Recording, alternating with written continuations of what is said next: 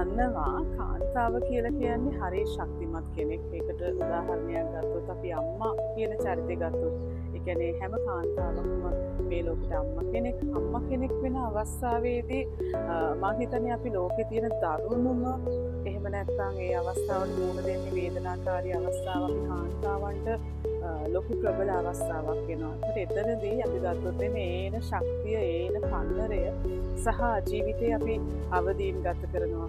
දෙමව්පියෝ කාලේ ඉන්නකොට දෙමව්පියන්ගේ දියණියක් ආදරණීය දියණියක් ඊට පස්සේ ආදරණීය සහෝදරියක් ඉන් එහාට ආදරණීය පෙම්වතියක් බිරිඳක් ඊට පස්සේ මාවක් ඊළඟට අපි ආච්චි අම්මා කෙනෙක් මේ වගේ භූමිකා ගොඩාක් අපිට තියෙනවා ජීවිතේ මියන පුරාවටම කරන්න.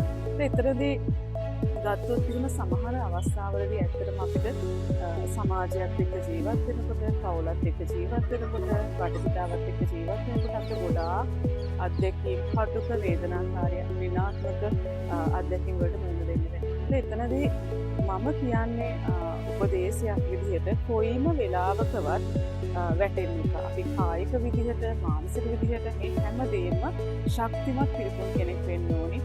අභියෝග කියලා කියන්නේ අපිට ප්‍රශ්න කියලා කියන්නේ ජීවිතේ ප්‍රශ්න පත්‍රයක්. ඉතින් ඒවට හයියෙන් ශක්තියක් අරගෙන අපිට මුහුණ දෙන්න හැකියාව තියෙනවා නම් අපි හැමෝම වාසනාවන්තයි. ඉතින් කාන්තාව කියලා කියන්නේ මම හිතන්නේ මේ මිහිපිට ඉන්න දිව්‍යාංගනාවියක්, දේව දූතියක්. ඉතින් මම හිතනවා ඒක අපි තේරුම් ගන්න ලස්සන ජීවිතය ගෙවන්න පුළුවන් නම් ඉතාම සුන්දරයි කියලා.